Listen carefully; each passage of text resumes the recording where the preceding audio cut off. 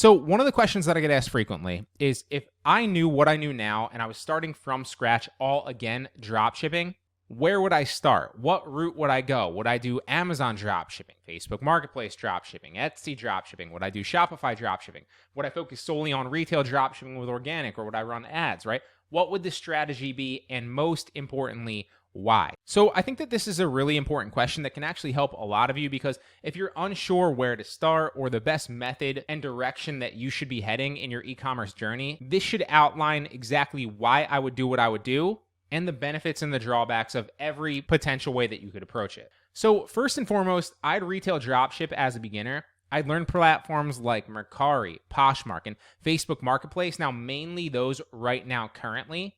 And then I'd bulk list to them with ZDrop. Once I bulk listed with ZDrop, which doesn't take much time at all, I'd then cross-post those same listings to other sites like Kidizen, Depop, and the list goes on, right? Those second-tier websites that I always talk about, because at that point, yeah, you won't make the same amount of sales on those platforms, but it doesn't take that much extra effort to list to those websites with something like List Perfectly, because you can do it literally with a click of a button, and it's just going to morph all those same listings over to other websites. I'd either spend my sweat equity myself, or I'd hire a cheap VA from onlinejobs.ph to do it for me for like $2 an hour to start with, which is only $16 per day, and then they can hit all the main ones pretty well and more as they get better. Now, just doing that is zero risk, right? Because it doesn't cost you anything to list on these platforms. There's already people buying on those sites, so you don't need to run ads, and you can make a few $1,000s profit per month with some consistent listing for a while on these sites. Then I'd continue to try and scale that, but I'd also pick one of the higher leverage ones as well, right? So whether you're talking about Amazon,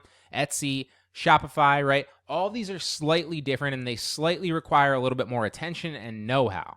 But all of those have higher upside, which can then be scaled with software, and specifically Shopify and Etsy can be scaled with ads as well. That way I'm not spinning my wheels trying to find a winning product for Shopify and either spending months trying to find it or thousands of dollars on ads trying to learn what a good one is or trying to find it. With that approach, you'd have profit in your pocket every month, and you'd be able to spend some of that profit to test ads or pay a graphic designer to create designs for you if you're doing Etsy. And in my opinion, that is the ultimate approach for beginners, because anybody that's jumping straight into Shopify, like, yeah, the upside is there. Or anybody that's jumping straight into one of the higher leverage business models, like, yes, there's a lot of upside there, but why not start with something that's more proven, easier, a lot simpler, has zero financial risk because you're not wasting thousands of dollars on ads to try and test products that may or may not sell.